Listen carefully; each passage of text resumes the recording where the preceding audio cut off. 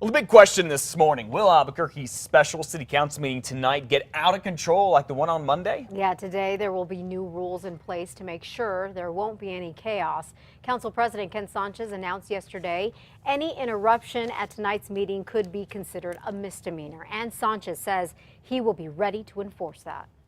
If they are disrupting a meeting, I will ask these individuals to please, I will warn them the first time, but a second time I will ask them to leave. And if not, I will ask that security escort these individuals out of the building. The council also won't allow signs, props, and other media unless they can be displayed on the overhead projector. Only one person will be allowed at a time at the podium with a 2-minute time limit for comment. High school senior pranks. You hear about them every year. Yeah, sometimes they're funny, sometimes they get a little weird, other times they are criminal, and that was the case at El Dorado High in Albuquerque this week. 2 seniors wearing masks were caught on camera here putting Gorilla Glue in the locks at the high school. Workers showed up Monday morning to find door after door impossible to open.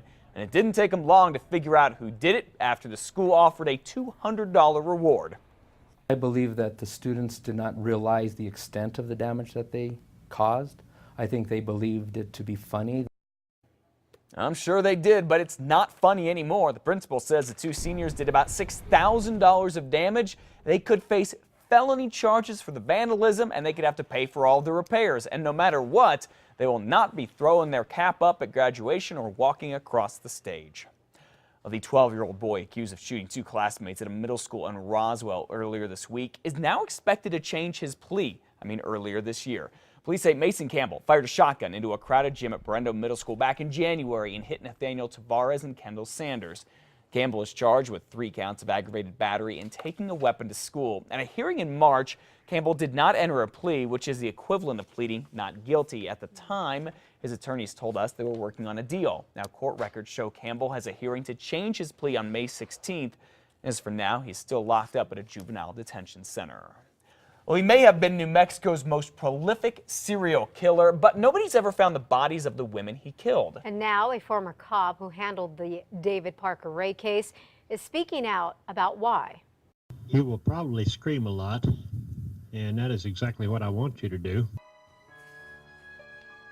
Dozens of women were taken into Ray's toy box, a trailer turned into a torture chamber. In Truth or Consequences, Ray was caught 15 years ago and was suspected of killing many of his victims, but he died in 2002 without telling police what he did with their bodies. A former state cop explains that Ray likely dumped at least some of them in the Elephant Butte Lake. David was very familiar with that lake, and he worked as a mechanic for the state parks. He knew where the rangers were, when they were there, what the bottom contours were. Liverser believes that Ray dismembered the bodies, wrapped them in wire, and weighed them down. Investigators have searched the lake, but have come up empty. A man who was suspected in the South Valley murder from over the weekend is off the streets this morning. Bernalillo County Sheriff deputies took 35-year-old Jesse Luna into custody yesterday.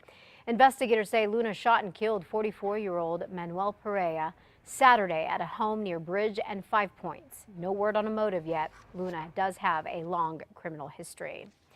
The final goodbyes were said to the elderly woman accused of stealing scrapbooks from the Tijeras Senior Center. If you recall the story, family and friends gathered yesterday for a memorial to remember Doris Lark.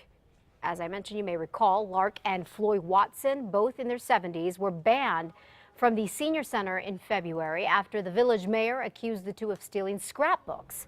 Lark had always maintained that she had paid for and made the scrapbooks. The women were charged with larceny and were going to court to argue their case and reverse the ban, but Doris Lark recently died. Village officials said that the former senior center manager told them that the scrapbooks belonged to the center, but the former manager said that is not true. They called and asked me about the scrapbooks, and that's when I told them that they were Doris's, that she paid for the film and the processing and everything, and that we did not pay, the senior center didn't pay a penny. Floyd Watson is scheduled to go to trial next week. It's a story that's very popular on our website, and now word is spreading fast. Yeah, hundreds of people are making the quest to Cuesta to see what they say is a miracle at the old church in the northern part of the state. St. Anthony Church here is 170 years old. And volunteers restoring it recently cut a wooden beam and discovered what they say is an image of the Virgin Mary cradling a lamb. Take a look here. Now people from all over are headed to the church, including a guy who drove 3 hours from Albuquerque to get there. He came here for the sole purpose of seeing it firsthand and spending some time here, and he was very moved. Originally, the Archdiocese wanted to tear the church down, but parishioners fought to save it and are now remodeling it with their own money. For them, the discovery of the image is a sign to go ahead and move forward. The beam will become part of the restoration and will be in a place where everybody can go ahead and see it. Interesting.